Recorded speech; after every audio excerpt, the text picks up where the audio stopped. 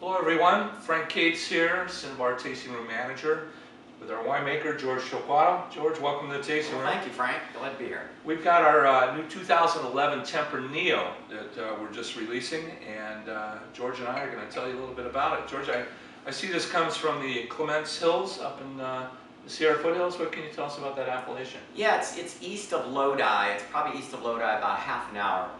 And it's a little different than Lodi. Lodi, you picture, really hot climate, sandy soils, which Lodi is. But as you go out east towards Clements, you get more of the rolling hills, rockier, more clay soils. It tends to be hot in the summer, really cool in the winters. The wines tend to be a little more sort of structured in this area because of the clay, because of the rock. They tend not to be as juicy, so they tend to have really nice complexity, nice level of ripeness to them. So a little different in Lodi, but just very nice. Okay. And I know the 2011, I've had the pleasure of already tasting this wine, and a little different than the 10, huh? This is quite a bit different structure to the wine. How do the vintages differ there? 2011 was a very cool year. In fact, one of the coolest in memory. Reminds me of other cool vintages we had in the 90s. So what I see in this wine is it's more of a structured wine. I see a nice level of tannins. The acidity is a little higher. It still has a nice juicy finish, but it's not as ripe. So it's a little more of an elegant style in a way. Still has a nice soft, smooth texture to it, I noticed. It does. It finishes nice, but I think there is a little more of a sort of a core of acidity to it. Yeah, That's a little what more I would say. backbone. Yeah, a little more backbone. And what I like about that wine, I think it has a little more ageability, one, and two, really a nice food wine, in the sense that it has that nice cleansing effect with that acidity.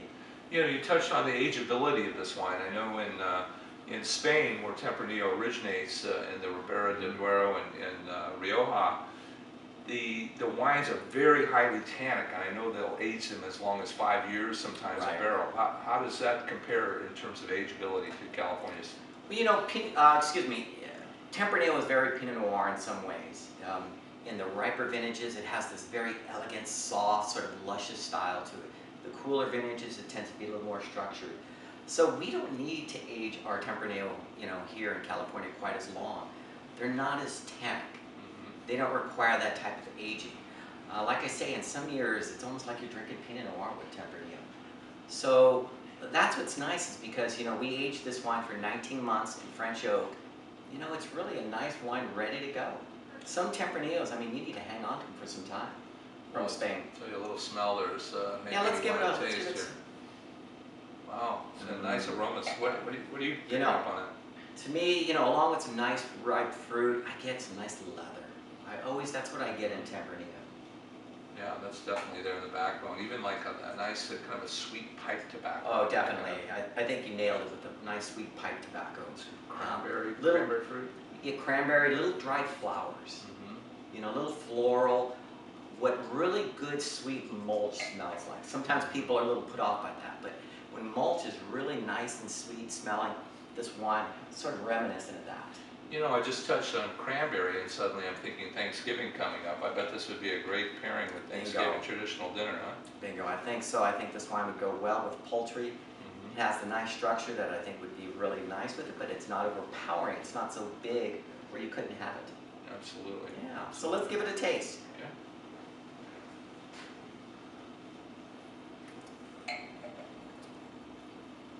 To me, what I first get is I get a nice juicy core in the wine.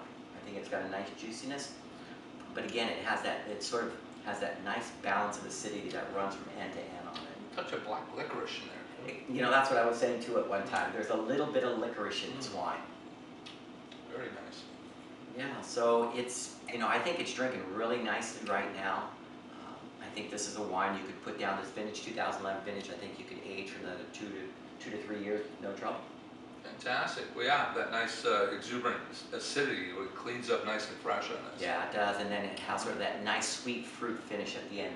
Very nice. Well done, George. Well, thank you, Frank. Well, here's to you, and happy Thanksgiving to you and all of our friends out there. Cheers. Cheers.